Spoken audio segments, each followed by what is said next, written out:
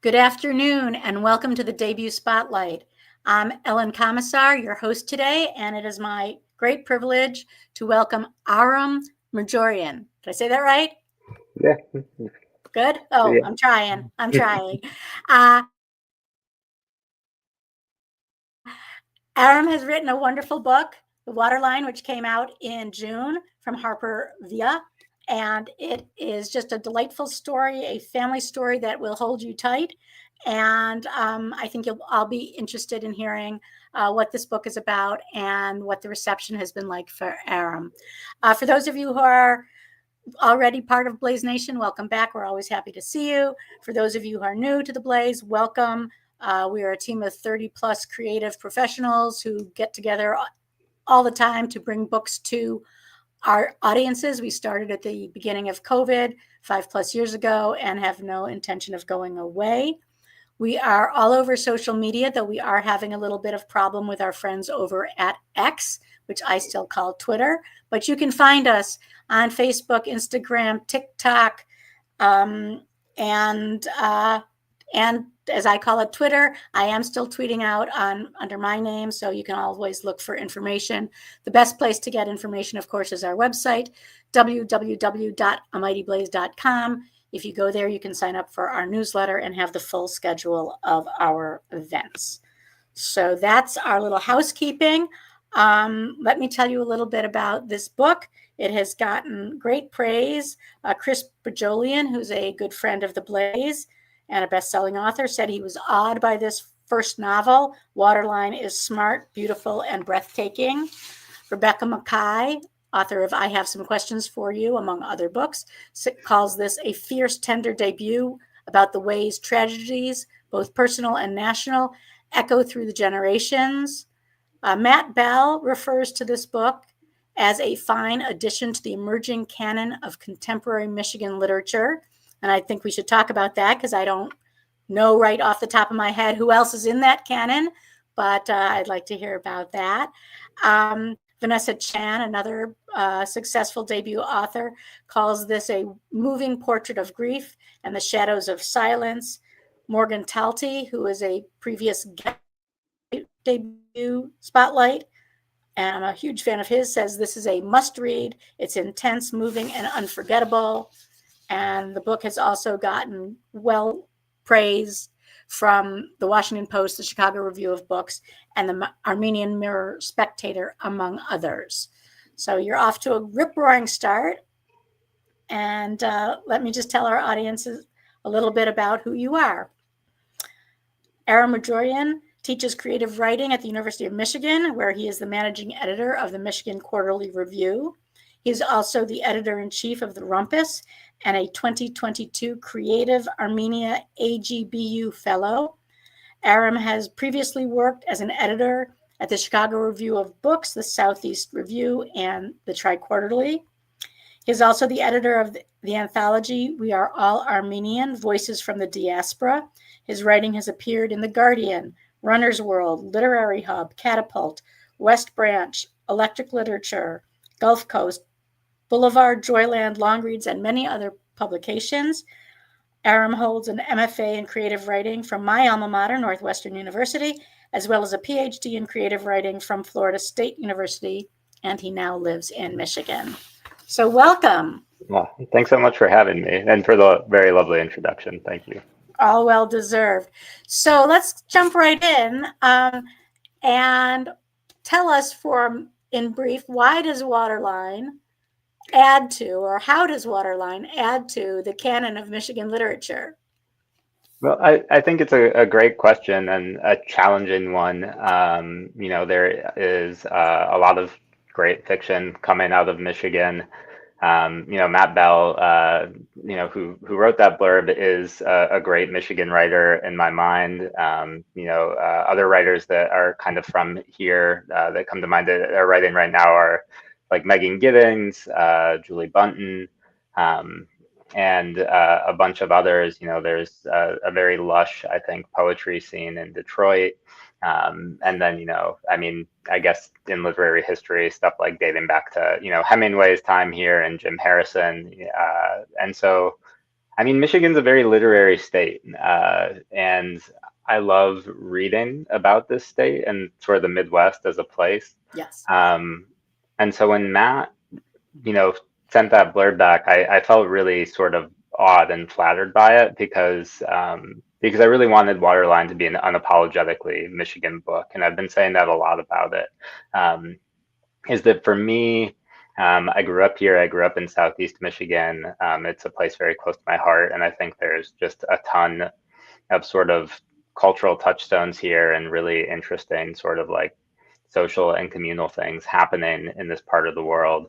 Along with just, I mean, the marvels of the nature we live in out here, the Great Lakes. I think we have something like 70% of the world's tart cherry production, or the US's tart cherry production. Don't quote me on that, but it's a lot. And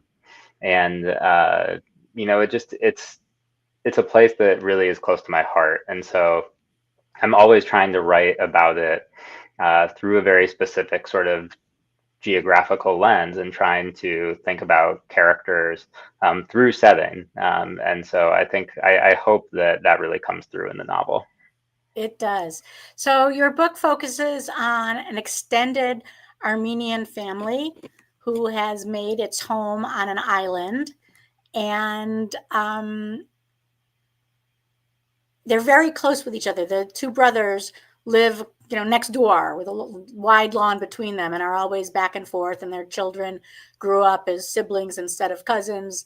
Tell us a little bit about this family and why having this family live on this island was essential to the telling of this book. Yeah, absolutely. So I should say nothing in the novel really is autobiographical. Like it's not autofiction by any means. The Kirkjohn family is not my family. But again, in terms of place, my grandparents, my dad's parents, lived on the island of Groseal when I was growing up. And I remember being a little kid, like getting strapped in the car seat and driven from Ann Arbor over there. It's like probably about a 50-minute, maybe an hour drive. And feeling just like the marvel of going on an island, right? Like when you're, 4 or 5 years old, the idea of your grandparents like having to cross a bridge, having to cross the river and like go on this island, it felt like another world. And so again, I think it's sort of a location that was really like interesting to me in terms of my own life, even if the story itself isn't really about anything that's happened to me. But then also, I mean, it's about it's a question of containment. It's a question of privilege. You have this family that lives sort of on this affluent island outside of Detroit. And there's really this question of being surrounded by water and, water being such a large sort of motif and thematic element to the novel of what does it feel like to be isolated? What does it feel like to have a family that's really tight knit, but also like maybe doesn't have a lot of other places to go, that sort of feels like they've been, shifted here and contained here and are now sort of experiencing the consequences of that. And so, you think like, oh, well, these brothers live in houses next door to each other. That's just kind of the way it worked out. And there's something really lovely about that. But then there's also, a lot to unpack in terms of like how that creates complicated family dynamics and how, younger generations sort of navigate being in a really tight-knit community while also being wanting to go out and find their own independence. And the other thing I'll say is that like Southeast Michigan has a really large Armenian American population, and part of what this book is about is sort of looking at a family that's on the edge of that. They've sort of lost some of that connection. They've moved on. They don't speak the language anymore. They're not necessarily part of the church anymore. Even if their parents' generation and their grandparents' generation was. And so it's sort of exploring again that I say that setting, that geographical closeness, while at the same time being really sort of distant or disparate from that cultural inheritance. It was interesting because I imagined when I first started looking at it that this was going to be an immigrant story, an assimilation story, feeling as an outsider in America story. And it was none of those Hmm. in a certain way. It was just a family story in a very tight community. And as you said, in this sort of insular, I don't know that I'd say it was constricting. It's just this tight, Yeah. everybody was sort of aware of how everyone was feeling, what everyone else was doing, worrying about them. And like, can you talk to the basic plot line of what Of gets the course. story moving? What happens that makes this moment the time for this book, for this family?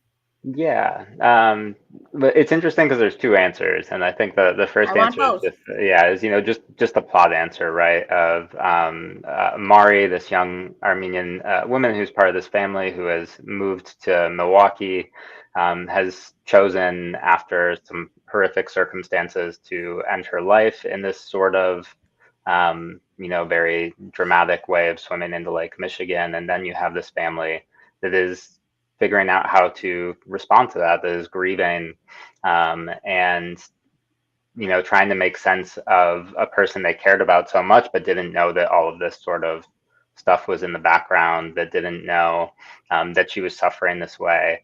And non-coincidentally is sort of the family member that chose to move far away, that chose to have her own independent life, and is now seeing, is feeling sort of uh, not disconnected, but like how do I talk to this, to my parents, to my aunt and uncle, to my cousins about this thing that has really changed the way I live. Um, and so there's that. There's like the actual plot of a horrible suicide situation that leads to family grieving, for a less nuanced way of putting it, I guess. And then there's also the question for me, which really was essential to writing the novel, which was, what does it look like to write about an Armenian American family today that maybe is not super tied to this moment of displacement from over 100 years ago, that is still very much influenced by it, that is still their family history, that they are still dealing with some of the consequences of intergenerational assimilation, but that are really distant from that too, and like only have so much of that memory. Um, and part of this question for me as an academic, as a writer, as an editor, was, well, there's seems to be this really like commercial trope or like commercial urge, for sort of historical fiction that recreates trauma. And I really didn't want to do that. I didn't want to write a lot of present action about the Armenian genocide. I didn't want to kind of be like, look, let's go way back into this great grandfather's history and this great grandmother's history, and spend half the book kind of rehashing the circumstances that brought them here. I really wanted this to be about contemporary Armenian American characters today, and what the questions and challenges they're dealing with in the 2010s, 2020s look like. Um, and so I think that was a big part of the novel as well. Is like, what happens if I write something that's influenced by this family history, that's influenced by the Armenian genocide, but that is really like directed by me, or like sort of thought of by me as not a genocide book. I was having a conversation with the brilliant novelist Sequoia Nagamatsu Yes. out in Seattle, and we were talking about the book. And one thing that Sequoia said that like to me was like where I felt like I'd succeeded is he said, you can't tell me this isn't a book about the genocide, but you also can't tell me that this is a book about the genocide. Like you can't say it either way. And to me, I was like, oh, well, then I've sort of artistically succeeded in what I'm trying to do. Right, right. And so for me, that was really a meaningful kind of thought about it. Well, I read that you purposefully set a rule for yourself that no more than 10% of the book would be about the history. Yeah. The great grandfather character is an old man at the start of the book, and he has his personal story involves being on Musadag, the famous mountain where the genocide took place, where the last holdouts were. And I wonder both why 10%, was that a magical number or just it just felt like the right number?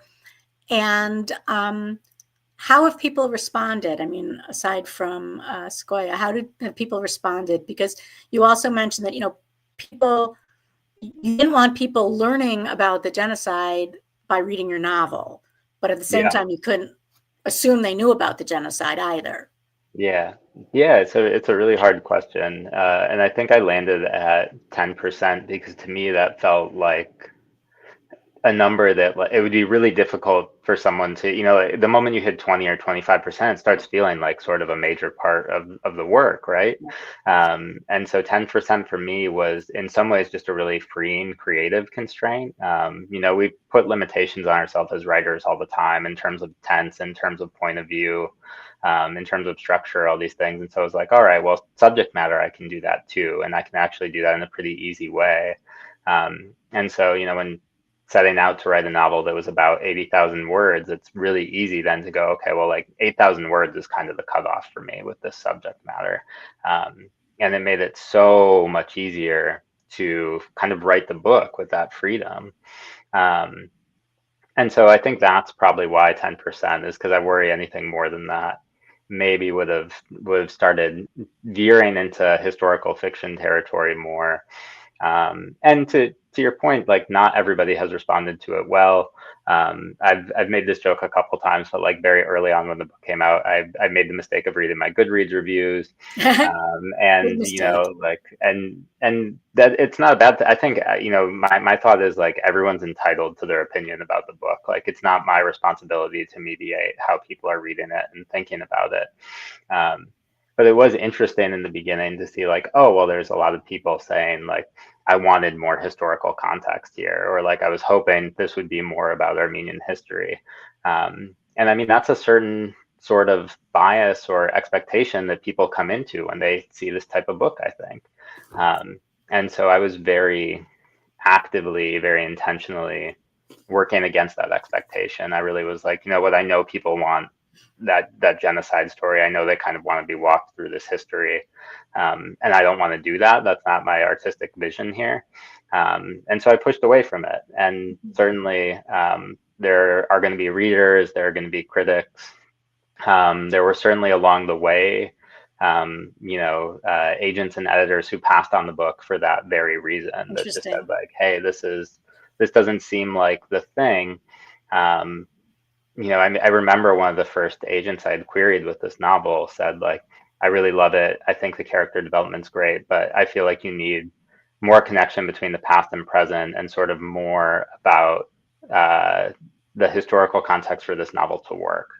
And, that's like when you're just starting out, when you don't have a representation yet, and, like the book is sort of still just theoretical, you start asking yourself questions like, am I on the right track here? And I got very lucky in that I found an agent who's just Nat Edwards, who's just fantastic, who understands the book entirely.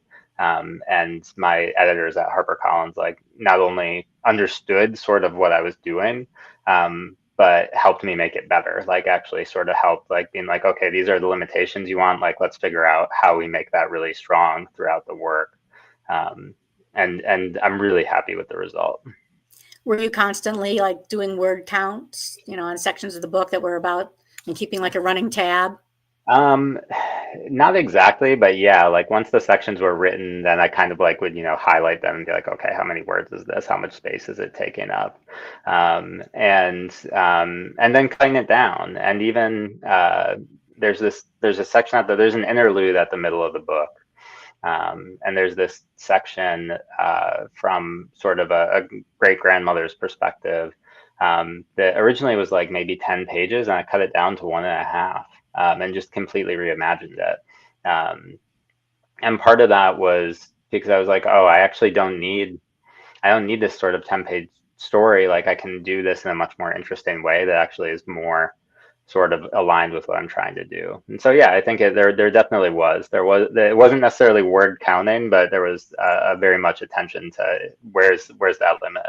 Where is that limit? For those of you who are just joining us or joining us a little late, I'm talking to Aram Mrjoian. So say it again for me. Mrjoian. Mrjoian. Yeah, perfect. Whose lovely book Waterline came out in June. And we are doing it this month, by the way, in recognition that Sunday is Armenian Independence Day, when Armenia declared its independence from the Soviet Union in 1991. So is that something that is a big celebration among Armenian Americans, or is it? It depends, I mean, I think it depends on what community you're a part of. And for me, like I said, the novel isn't necessarily autobiographical, but I think, a little more distant from the Armenian community. And so it's not necessarily something I celebrate. I tend to be more engaged around Armenian Genocide Remembrance Day, which is in April every year. Right. But yeah, there are communities certainly that celebrate it. So my sense of this book was it was sort of this hidden history, this history that the great grandchildren, the cousins, the Mari's contemporaries really are trying to grapple with. And they have in their house a famous book by Franz Werfel called The 40 Days of Musa Dagh, which is like 900 pages and sitting so on the big. shelf. And it's very famous book that came out in the 30s, telling the story. And it seems like it's that book that's got that, presence on the bookshelf in every family.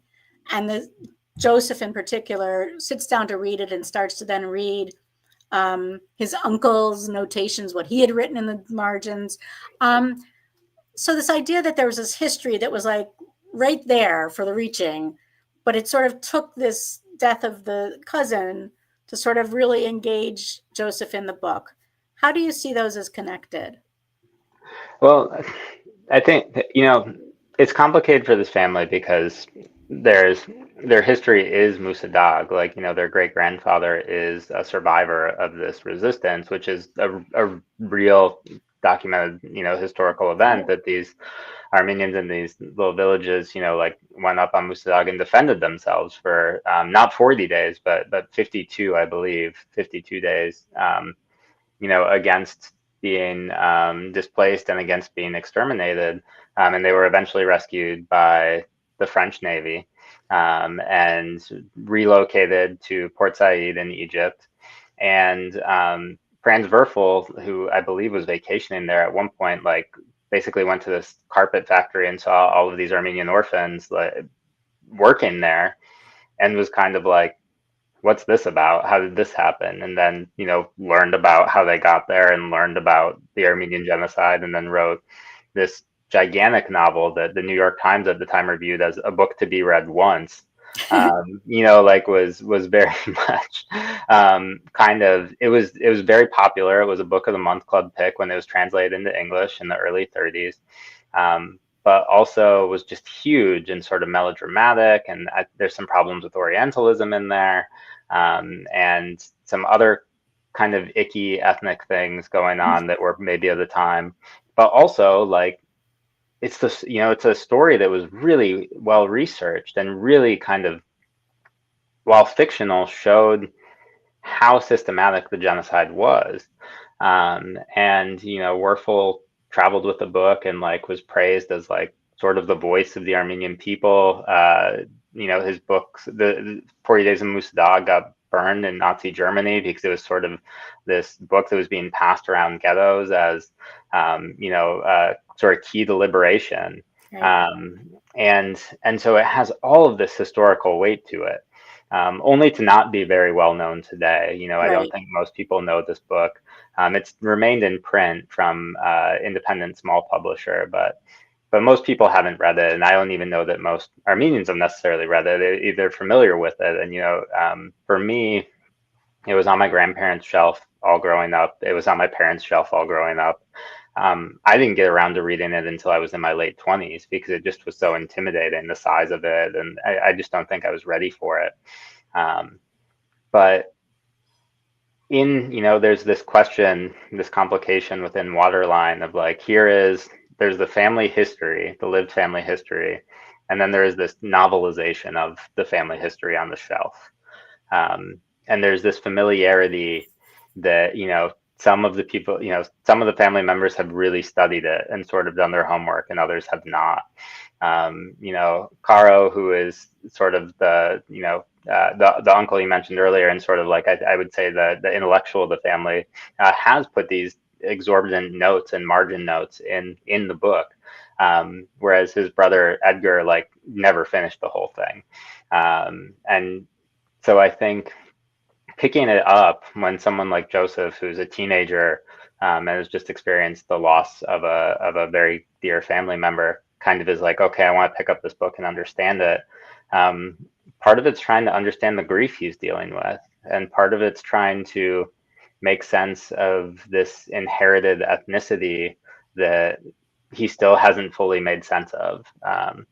And so it's a big book, it's a historical fiction, but it's also sort of a touch point, or like, family heirloom that is also sort of a matter of like trying to figure out the self and like figure out the current situation. Right. It's certainly, I think Waterline will certainly send people, to that book if they want more on the historical fiction. So you didn't have to really, that book's been written in a big way. Yeah. And so your decision to keep things to 10% in terms of the history, I think, it's sort of like an appetizer, it's like, okay, you've got just enough to get the story, the main issues, the main plot points, but this story is about something else. And if you're interested, there are plenty of books like Verfels exactly. that you could go look for.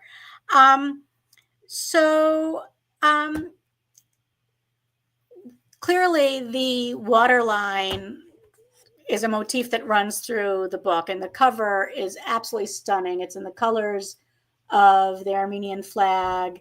I don't know if our viewers can see it, but there's a swimmer there swimming away, presumably Mari. But there's also then, those who were liberated from the island, who swam. The great-grandfather swam in because he was still strong and was able to get to the boats that would help rescue those left on the mountain. This idea of the waterline, the mountain poking up over the waterline, Caro's ships, which, obviously a ship has a waterline, and how does it, and then sort of what the family's waterline is. Where is it that they're sort of resettling as this, cataclysmic death occurs? Were you focused a lot on the water imagery? I mean, obviously the island, it comes through in a lot of different ways. Like even when you're talking about non-water things, you talk about something being pooling around, the light pooling somewhere, and somebody having eyes that are glacial blue, which to me is all water imagery. Was that something that was like also an intentional, I'm going to drop in different phrases? Yeah, it was pretty intentional. I think once the water imagery and that sort of motif revealed itself, I really leaned into it. And I was really interested in kind of water as a symbol of survival and a symbol of, kind of giving up, of drowning, of surrender. And the way that, waterline, implies both that you can sort of be submerged or be above it. Right. And so I was really thinking about this question of like, what does it mean to either be above the surface, that mountain poking out, or really just sort of inundated? And that became pretty central to the book in terms of thinking about grief, in terms of thinking about family history, even just geographically, being on the island or being on the mountain next to the sea, and even somewhat sort of like an allusion to the fact that, Noah's Ark back in the, hypothetically landed on top of Mount Ararat in historic Armenia. And so there's all of this water imagery throughout this family's history and sort of through their belief system that I wanted to make sure was really present on every page. So one of the things I loved about this book was all the wonderful familial relationships, but also the individual characters. all of whom are very precisely written. You know them. One of the reviewers said, something about you will be within this family as you read this book. Was there a particular character that was easier to write or harder to write?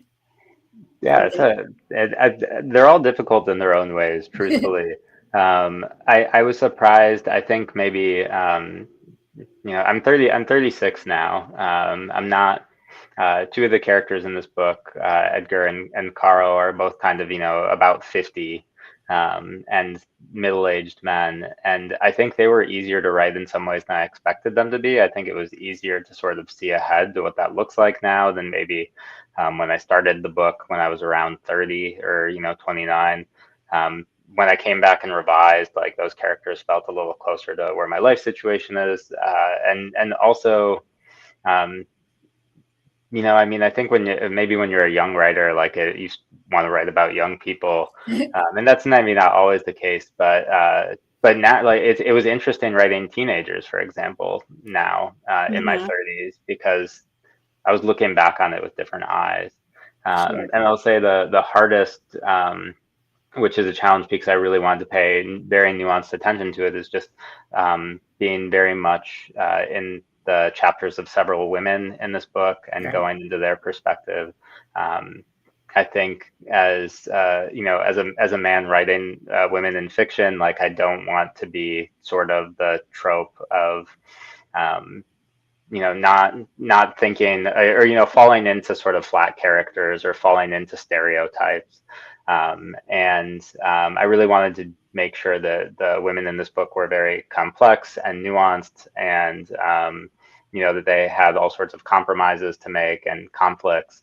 And I wasn't always sure I was getting it right, and so that I think it took a lot of work and a lot of attention and revision. But I hope the results are good, and I hope that care shows on the page. It does. It does. Did you have either a group of core early readers or a sensitivity reader to sort of address your concerns? One of my core early readers is just always my wife.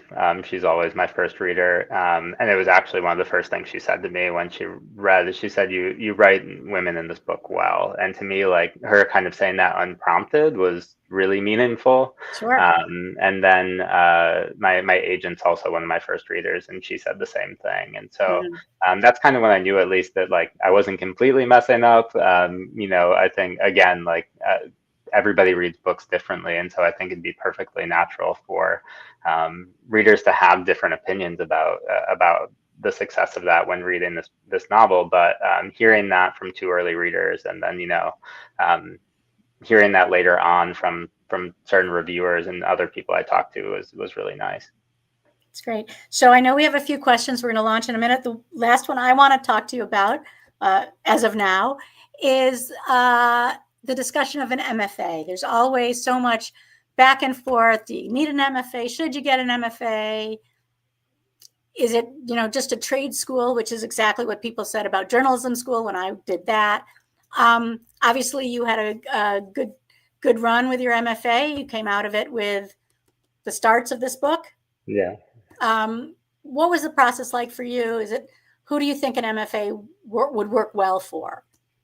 That's a great question. And I'll say my answer to this has changed over the years. Okay. And the first thing I always tell, especially students who ask me now, is that an MFA is great if you really just want to spend time and attention on your writing and really be in an environment where you're with other writers, working on your craft, where you have mentors, where you have some academic training. The times I tell people like that I get nervous when people ask me about MFAs are when they're thinking about like, will an MFA get me a book or get me a job? And the reality is like neither of those things are guaranteed from a program. Like you can go do a great MFA and do the work, and it doesn't mean that you're going to have a publishing contract on the other end of it, or get hired by a university or anything like that. And so I just try to make sure that people go in with reasonable expectations about like, this is very much an opportunity for you to grow as an artist and as a writer. And certainly there's some professionalization that takes place too, but just not to go in with a certain expectation about what the outcome is going to be.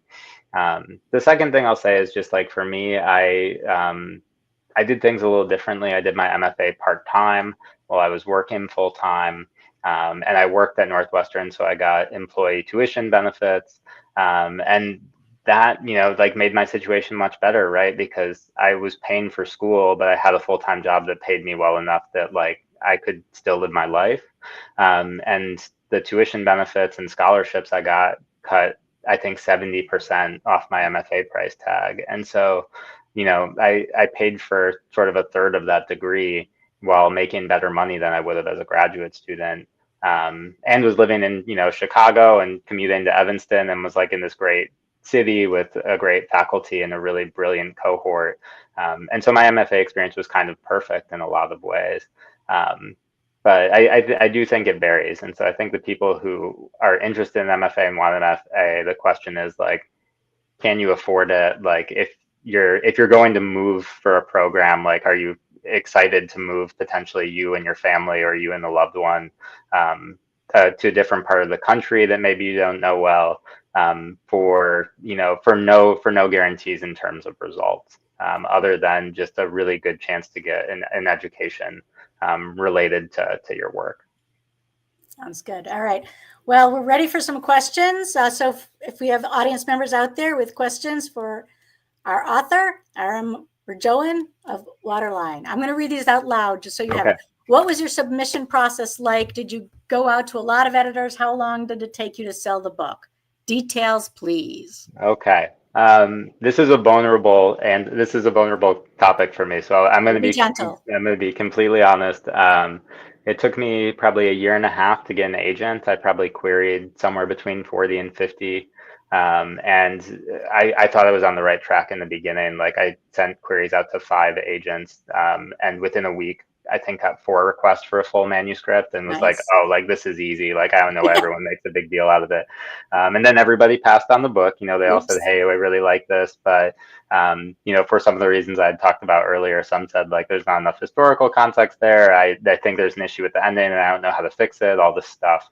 And so I did that process for over a year until I found my agent at Trellis, Nat Edwards, and that was just like has been super great. And then, we put together the pitch package and put together the book for submission, and sent it out. Some editors had asked for it in advance and then said no. We got no's over the first few months, and it took about 9 months before HarperCollins said, hey, let's set up a meeting, and said yes. And so, the book went on submission in January 2023 would make sense. Yeah, January 2023, and didn't get picked up until September 2023. And I can tell you that it felt like a very long 9 months of kind of every day you're waiting and hoping like, who's going to say yes to this? Like, who's interested in this?